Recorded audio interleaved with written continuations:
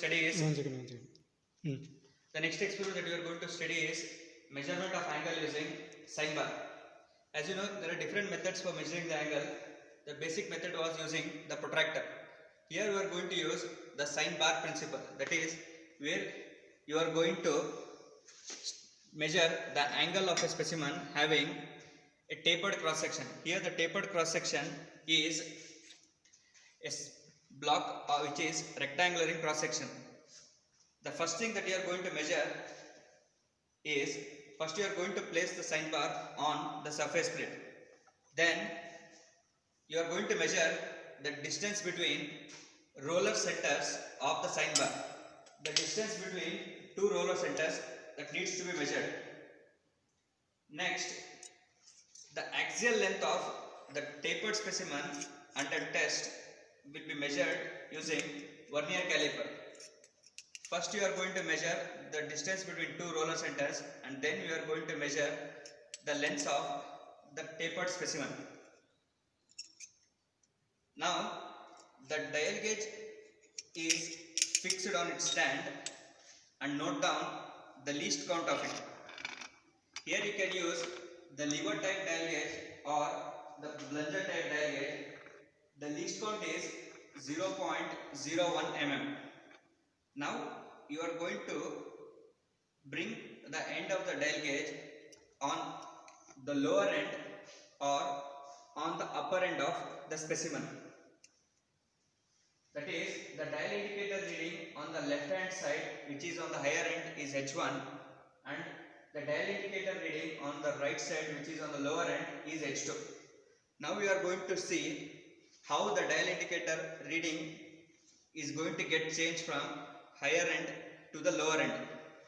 For each one rotation of dial indicator reading, it is going to get 1 mm is going to get increased. For one dial indicator reading from the higher end to the lower end, the one complete rotation shows the increase or decrease in 1 mm. Now we got the difference in the height is of around 8.8 mm.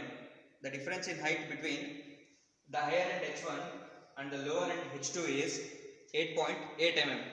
Now the tabular column for the measurement of angle using sine bar is, first is the serial number, then the next is the slip gauge height, which is capital H in terms of millimeter. Then the dial indicator reading, which you are going to get at the left hand side, which is the higher end, which is H1, and the right side, which is the lower end, that is H2. Then we are going to measure the difference between higher end H1, which is on the left side, and on the right side, the lower end, that is H2. That is H1 minus H2. For finding out how much amount of slip gauge that you need to keep it below the roller so that the surface of the specimen and the surface plate is going to get parallel. So in order to do that, first you are going to use this theoretical value, that is theta is equal to tan inverse of H1 minus H2 by L. H1 is dial indicator reading at higher end, which is on the left side, and H2 is dial indicator reading on the right side, which is at the lower end. And small l is the total length of the specimen which you have measured before. Then afterwards you are going to measure the actual angle, that is theta is equal to sine inverse of H by L, where H is the slip gauge height. That means how much amount of slip gauge that you are going to build, and you are going to keep it under the sine bar so that the surface of the specimen and the surface plate becomes parallel. That is H, which is the slip gauge height, and capital L is the distance between two rollers of the sine bar which you have measured. In this case, the distance between the two rollers is 200 mm. After calculation, we came to know the difference in height, which is of around 8.8 mm.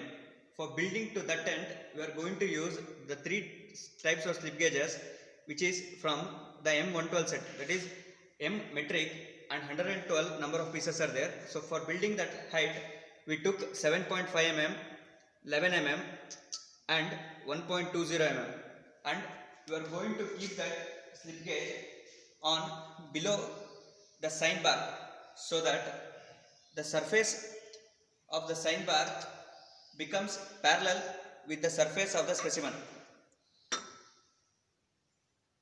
And then Again, when you are going to measure the difference in height, before that, before we came to know the difference in height, there are two different heights for there. That is H1 and H2, which is higher end is H1 and the lower end is H2. After we build up the slip gauge, now the dial indicator reading at both the sides is going to show zero deflection, or it is not going to show any deflection, which means the surface of the specimen is parallel with the surface of the surface plate. Thank you.